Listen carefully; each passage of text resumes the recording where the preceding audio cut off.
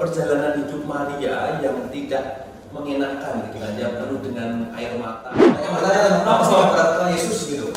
Kenapa nggak langsung aja? Ya. Ingatnya bulannya September. Kenapa? September ceria. Oh, September ceria. Masih.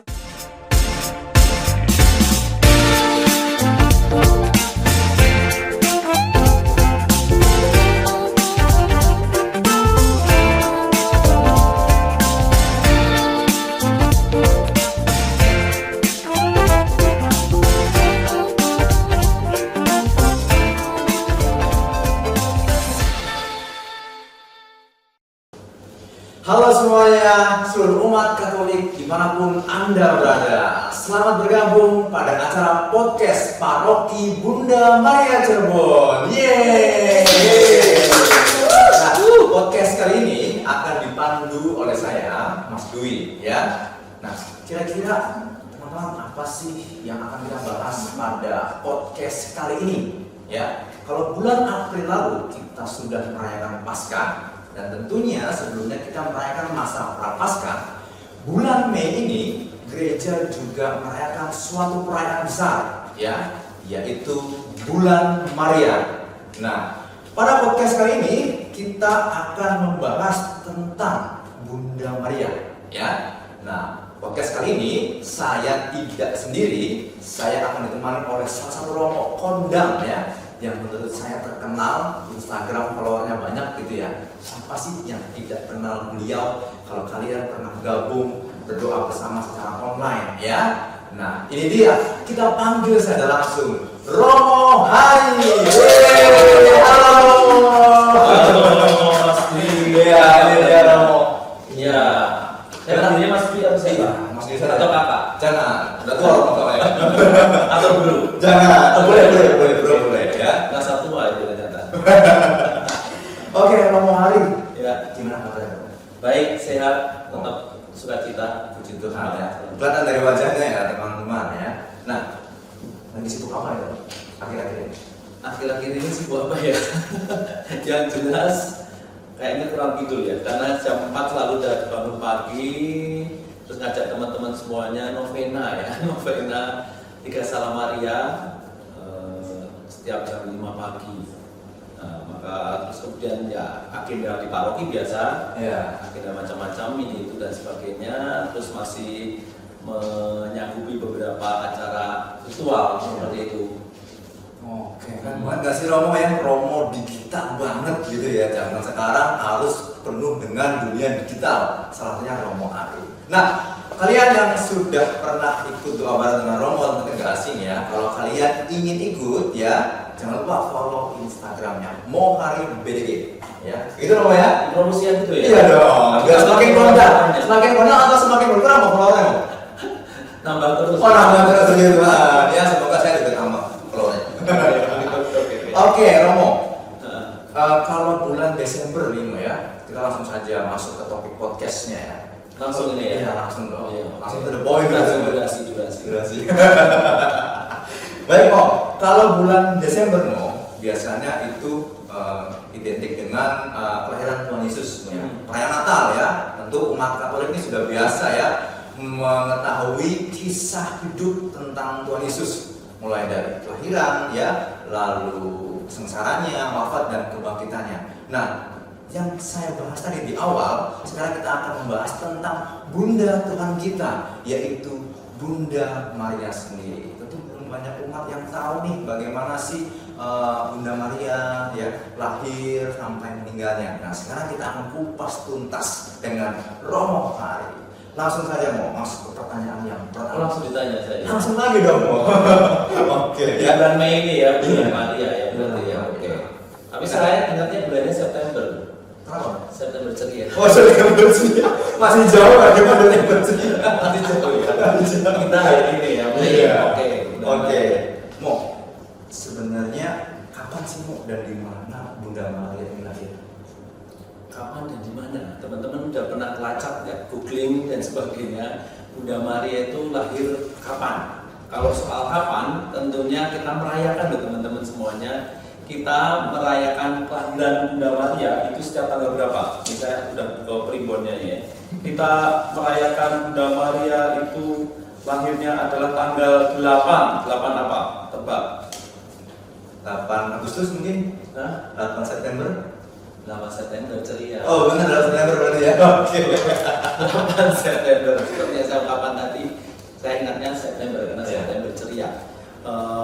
Dia dilahirkan di mana? Tahu? Tidak tahu, makanya saya bertanya kenapa. Paling enak bertanya ya. Dia dilahirkan di Nazaret ya, tanggal 8 September di Nazaret dan kita merayakannya. Tahunnya kenapa kok dilahirkan tanggal itu dan sebagainya, memang di dalam kitab suci tidak tercatat pastinya ya. Kita apalagi kalau kita lihat orang tua kita atau nenek kakek kita bertanya yang belum awal-awal Masehi kan ya, yang beberapa puluh tahun yang lalu atau berapa ratus tahun yang lalu seringkali sudah mengalami kesulitan untuk mengidentifikasi, memastikan tanggal berapa. Kadang-kala kemudian menjawabnya waktu Gunung Merapi meletus, gitu kan ya. Waktu apa?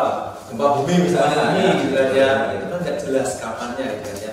Tetapi yang disyukuri bahwa pada saat itu memang ada bukti yang lain gitu kan ya.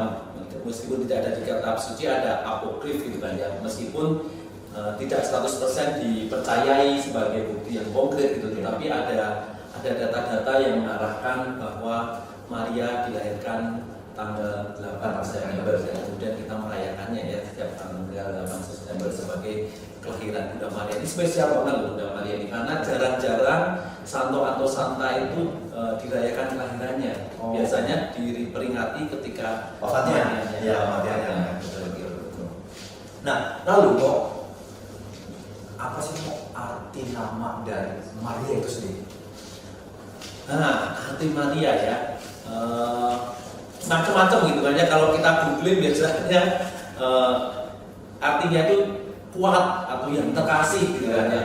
Tetapi kalau kemudian kita lihat dari bahasa aslinya gitu kan ya, ini berangkat dari bahasa Aram, bahasa Ibrani gitu kan ya, itu berasal dari kata Maryam. Kan seringkali kan sebutnya Maria itu Maryam, juga ada asing dengan kata Maryam itu. Maryam itu saya contek lagi nih ya, saya takut salah kalau sudah seperti ini gitu kan ya. Nah ini primbonnya udah kok kelewatan nih, jadi mana gitu kan. Ini ya, Mar dan Yam. Mar itu artinya pahit, Yam itu artinya laut. Laut yang pahit seperti itu ya, kurang lebih. Lautnya pahit kenapa gitu kan ya? Ya, bisa menjadi gambaran bahwa seperti muka pahit. Betul ya, kayaknya. Menjadi gambaran bahwa perjalanan hidup Maria yang tidak mengenakan gitu kan ya, penuh dengan air mata dan penuh dengan situasi yang tidak nyaman gitu kan ya, kesulitan, derita dan sebagainya seperti itu. Tetapi juga digambarkan yang lain bahwa tidak hanya soal laut yang pahit, tapi Santo Hieronymus itu mengartikan Maria itu sebagai bintang laut atau Stella Maris. Ya, jadi bukan laut yang pahit, tetapi bintang laut. Kalau kita melihat para nelayan itu kan di zaman dulu mengarahkan arah biduknya, arah kapalnya itu kan dengan rasi bintang, dengan berpedoman pada bintang. Maka ini menjadi pedoman juga, menjadi arah laju kehidupan, bahwa Maria bintang laut ini menjadi arah pedoman hidup. Ada juga kisah cerita gitu kan ya, ketika ada nelayan itu mengalami guncangan yang sangat hebat di tengah laut dan mereka yang sangat khawatir nih mau tenggelam seperti itu, dia kemudian ingat bahwa di kantongnya itu ada patung Bunda Maria dan kemudian dia mengeluarkan dan kemudian dia berdoa pada Bunda Maria, mohon pertolongan, mohon perantaraan supaya dilindungi dan didoakan pada putranya, dan ternyata dia selamat. Nah itu yang menjadi pengalaman-pengalaman yang kemudian menegaskan bahwa arti kata Maria itu menjadi bintang laut tadi, menjadi arah hidup ya, dan sekaligus kemudian menunjukkan kalau pahit itu menjadi bagiannya iblis, tetapi bintang cahaya terang itu menjadi bagian kehidupan sosok Maria. Luar biasa sekali penjelasannya ya. Ada dua makna yang saya tangkap dari Romo hari tadi. Pertama, Maria tidak jauh dari sebuah penderitaan ya. Ketika lahir dia harus berpindah ya, melindungi Yesus yang katanya harus dibunuh oleh Herodes. Yang betul ya, Raja Herodes dia. Mau dibunuh oleh Herodes ya. Ya kan, betul kan? Lalu Bunda Maria menjadi juga pedoman hidup atau teladan hidup bagi umat Katolik. Ya, kurang lebih seperti itu, Mo ya. Oke.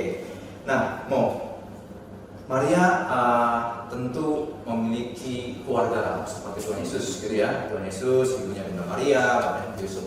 Bagaimana sendiri tentang silsilah keluarga Maria secara ringkas? Oke, Maria itu sendiri kita tahu semuanya ya, apalagi di pelajaran sekolah dulu juga seringkali ditanya, dan kemudian kita juga sekolah mungkin menjawab gitu kan, siapa orang tua dari Maria gitu kan ya. Orang tua dari Maria itu adalah Santa Ana dan Santo Yohakim, pasangan suami istri ini ya. Terus yang menariknya memang di zamannya Yesus atau di bangsa Yahudi itu garis keturunan yang dihitung itu adalah garis keturunan laki-laki atau patriarkal seperti itu ya. Sehingga data berkaitan dengan keturunan yang garisnya perempuan itu menjadi tidak tercatat dengan rapi serapi Yesus gitu kan ya. Kalau Yesus kan rapi silsilah gitu kan ya. Kalau teman-teman baca Injil Lukas bab awal dan bab pertama itu kan sudah disebutkan silsilah Yesus Kristus gitu kan ya, dari Abraham dan seterusnya, kemudian Daud dan seterusnya, kemudian dilahirkan Yusuf ya, dan kemudian ada Yesus. Nah, ini lengkap gitu kan ya, kalau pria gitu ya, karena garis keturunan laki-laki yang kemudian dicatat gitu kan itu. Kesulitannya kalau kemudian silsilah runut ke belakang menjadi sulit karena ini perempuan gitu kan ya, perempuan. Nah, maka yang kemudian yang tercatat adalah orang tuanya, yakni Santa Ana dan Yohakim. Tetapi di balik ini yang luar biasa, karena Santa Ana sendiri kan dikenal sebagai perempuan yang mandul. Yang mandul. Iya, iya. Seperti Elizabeth berarti, Mo ya? Iya betul. Ya. Seperti Elizabeth itu aja, dia mandul, tetapi kemudian tetap bisa dianugerahi sosok Maria yang luar biasa ini. Ya. Bersyukur sekali ya, jadi Bunda Maria ini juga sebagai suatu mukjizat ya, bisa lahir bahwa ibunya dinyatakan mandul sebelumnya ya, seperti saudaranya Bunda Maria sendiri yaitu Santa Elizabeth. Baik Romo, itu tadi silsilah ya, silsilah Bunda Maria secara ringkas ya.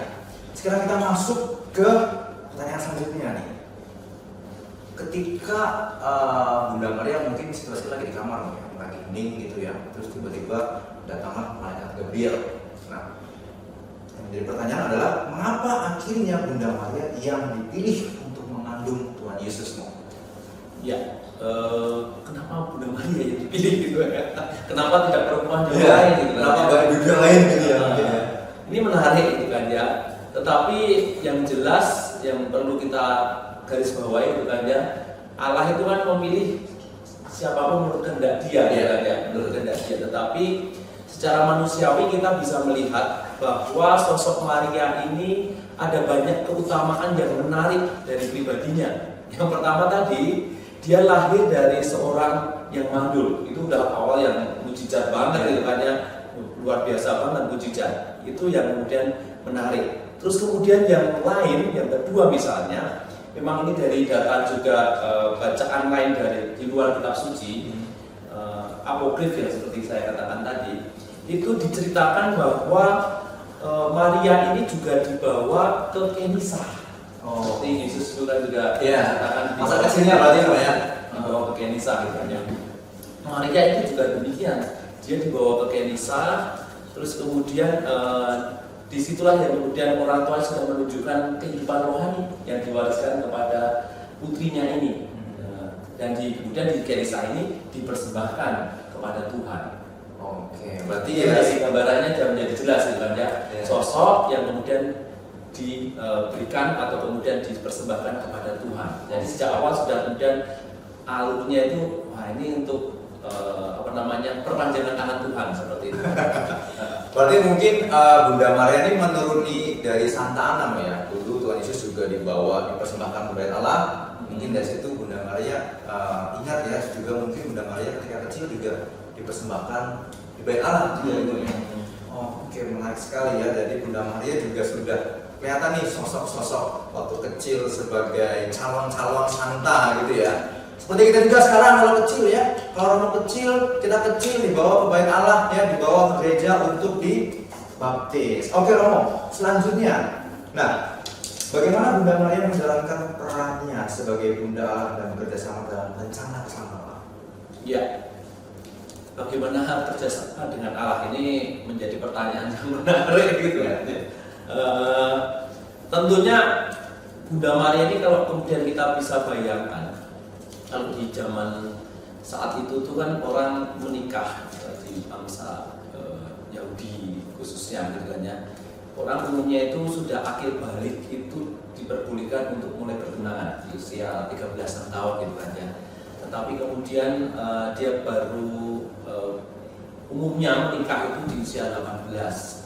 Nah, maka kemudian Maria ini memang pada posisi sudah mengalami kematangan gitu kan ya, kedewasaan lah seperti itu. Apalagi kita bisa membayangkan ketika Yesus lahir kemudian dibawa ke Yerusalem tadi, ke bait Allah tadi, itu kan jaraknya antara lahir di mana tadi?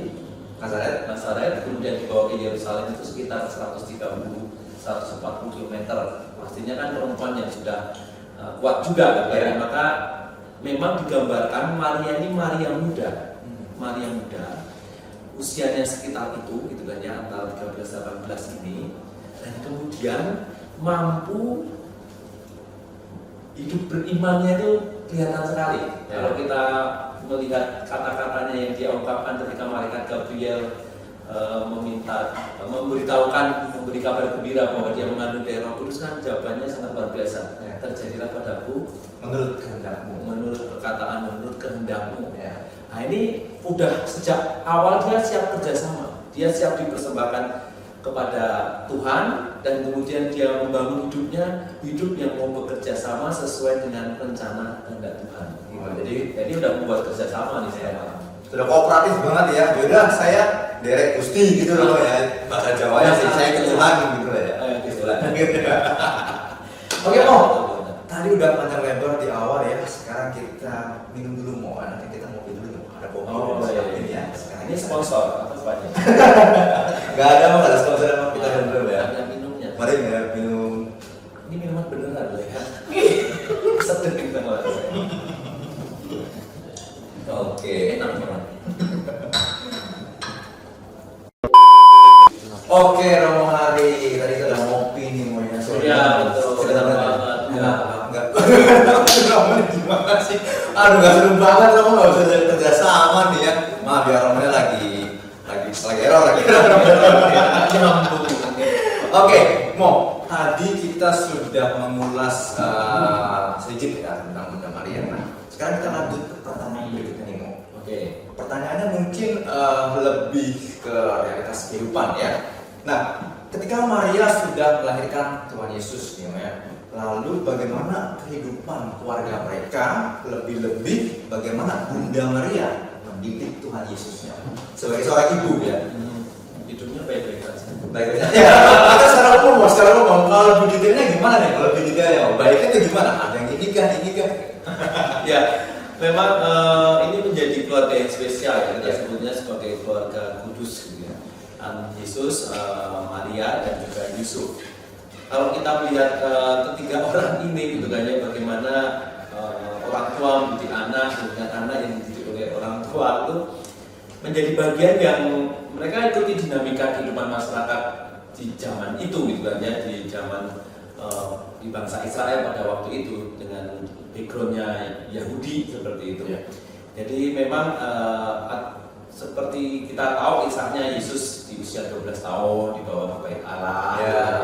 Yesus yang kemudian tinggal di bait Allah dengan kenakalannya seperti itu. Ini jadi memang pada umumnya anak-anak di usia itu dibawa ke bait Allah karena nantinya mereka di usia 13 tadi ya, akhir balik mereka kemudian sudah dianggap dewasa tadi, mereka akan menempuh pendidikan di Yudaisme gitu kan, Yudaisme atau pengajaran Yahudi seperti itu ya, pelajaran bahasa Yahudi gitu kan, pendidikan seperti itu.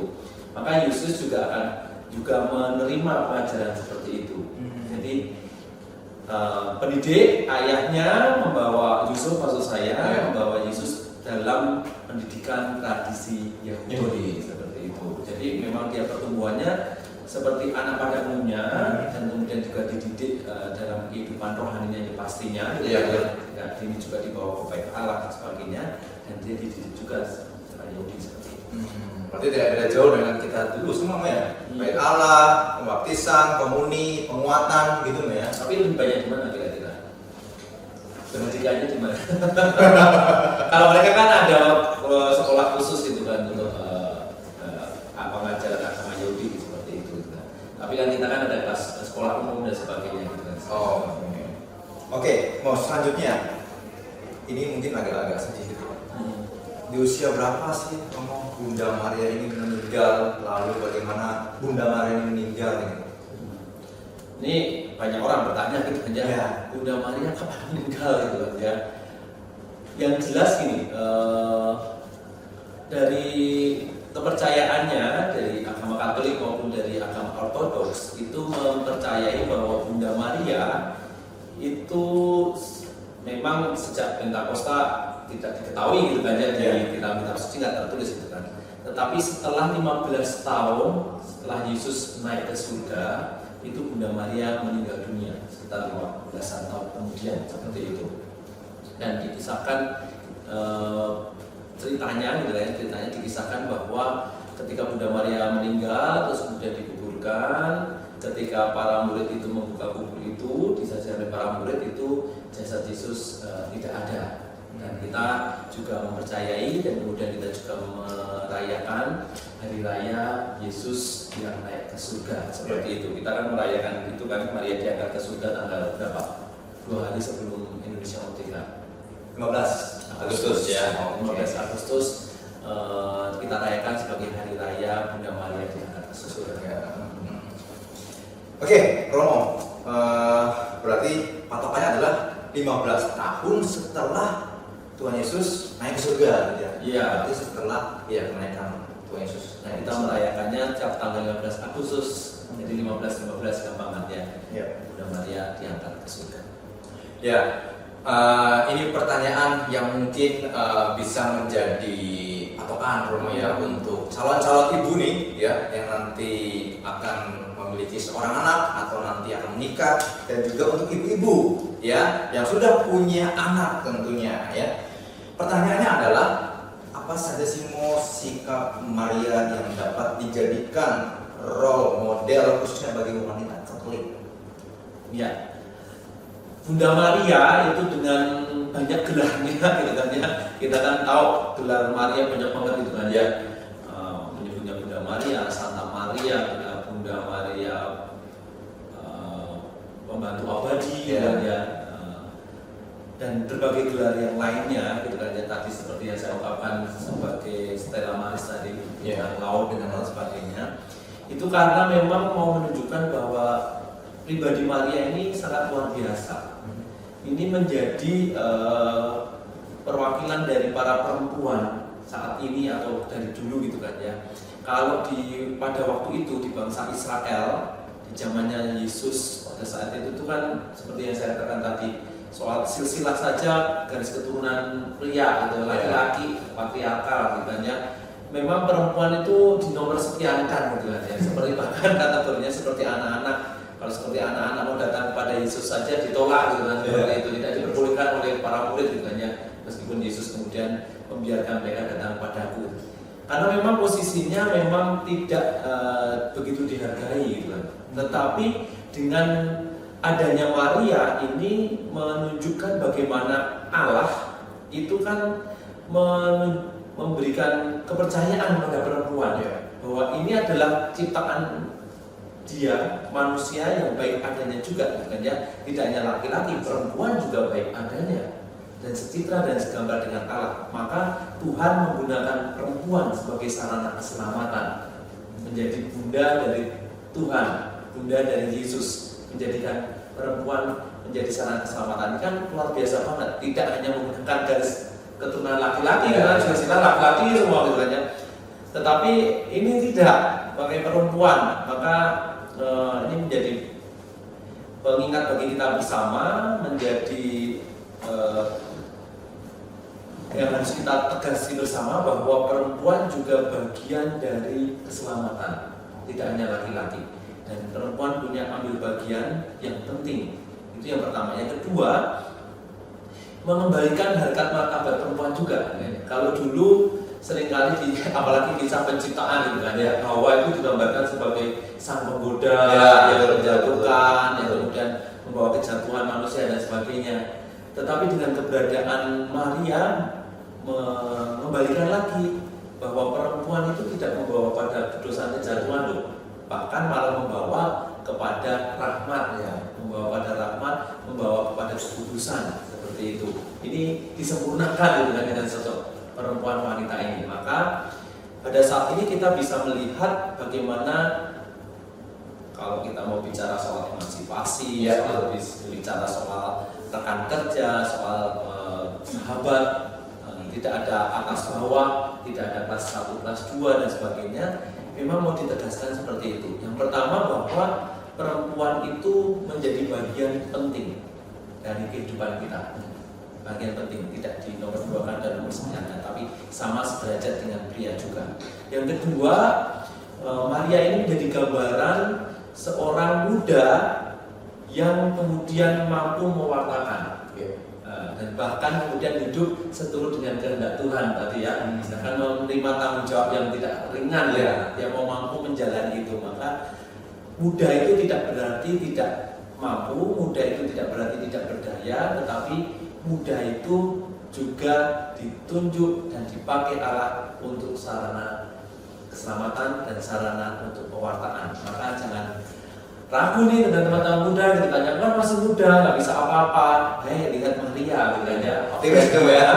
Betul, di usia mudanya dia mampu untuk berbuat banyak hal, bahkan berani untuk kemudian menerima tantangan menjadi ibunda dari seorang penyelamat dunia, bunda dari Tuhan, seperti itu. Ini luar biasa ya. Ada banyak hal yang lain tentunya bisa kita ulik dari seorang perempuan bernama Maria ini.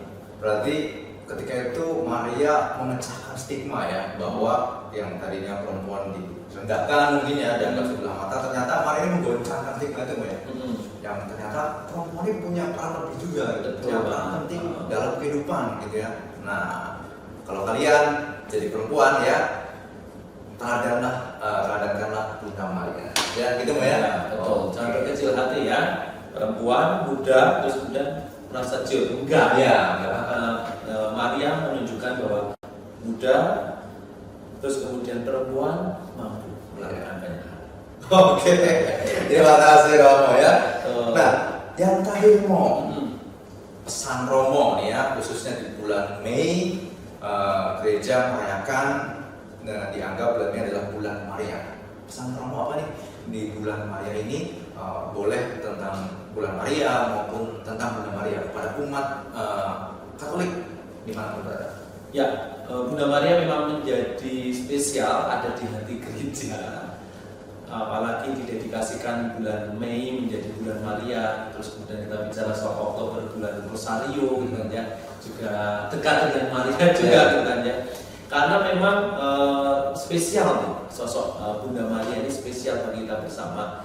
Maka kalau gereja sudah memberikan dedikasi yang sangat luar biasa ini, tentunya kita sebagai orang beriman juga mau memberikan ambil bagian dalam menghormati Bunda Maria ini. Maka seperti tradisi kita, kita menggunakan bulan ini untuk melakukan banyak hal gitu kan ya. Salah satunya, salah duanya itu pertama adalah berziarah gitu kan ya.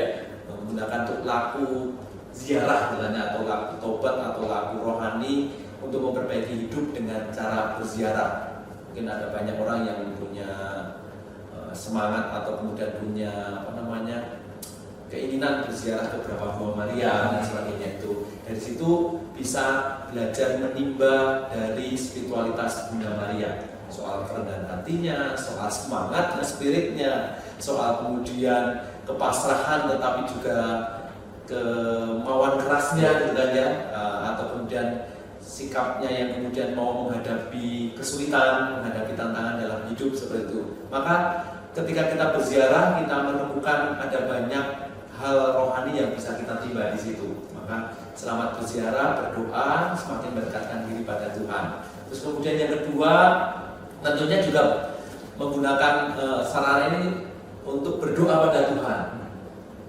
Berdoa pada Tuhan. Kita tahu bahwa lewat Maria kita sampai kepada Tuhan seperti itu ya. Kemarin et Jesum. Maria et Jesum itu kan ya.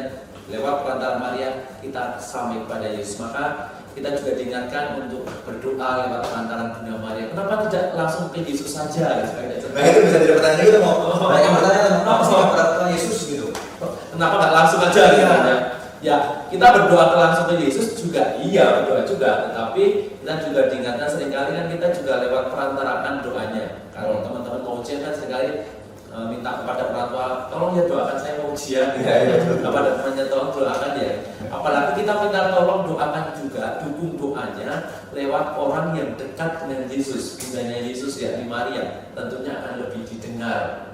Jadi semakin banyak orang yang mendoakan itu kan semakin kuat, tidak hanya sendiri gitu kan ya, tetapi banyak orang yang mendukung gitu ya. Saya doa juga langsung pada Yesus ya iya, tetapi juga mohon perantaraan dari teman, dan kalau dari Bunda Maria kan juga spesial. Maka semakin banyak dukungan dari doa banyak orang tentunya akan semakin afdol rasanya. Mantap betul ya.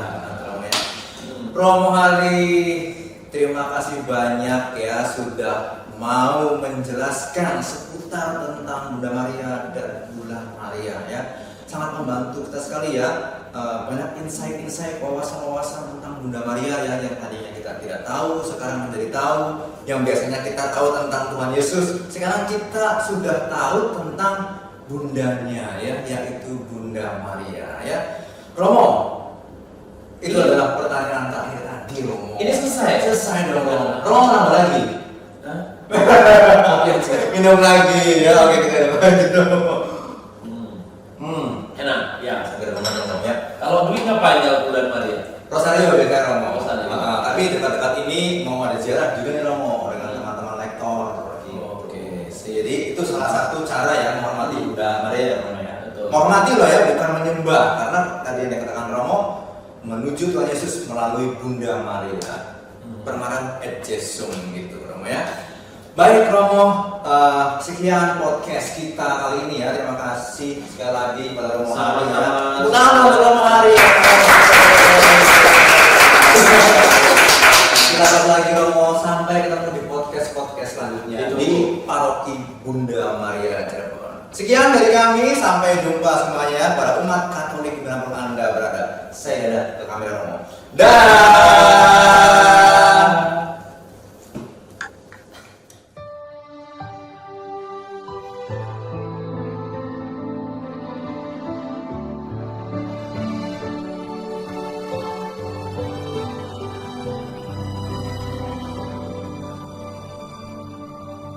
Engkau yang dipilih Allah Bapa di surga untuk melahirkan putranya yang kudus. Engkaulah Bunda Kristus, Bunda Sang Penebus segala dosa manusia. Bunda Maria perawan yang tiada ternoda, hatimu bersinar putih tiada tercela. Engkau Bunda Masehi yang diangkat ke surga, penuh kemuliaan. Ave Maria, Ave Maria.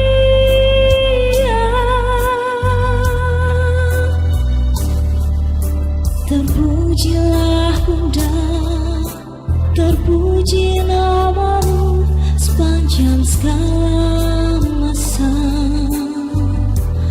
Ave Maria, Ave Maria.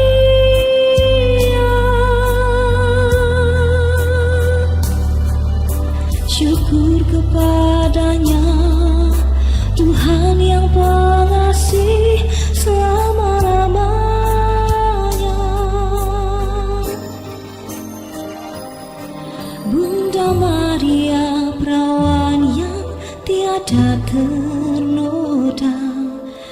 wajahmu bersinar putih tiada terjelang.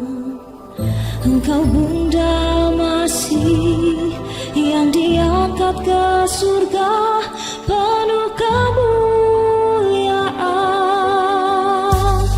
Ave Maria, Ave Maria.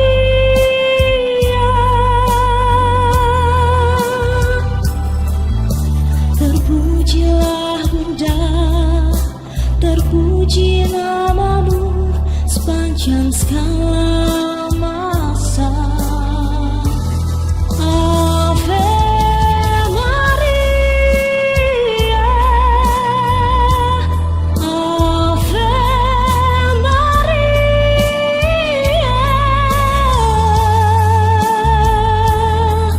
Syukur kepada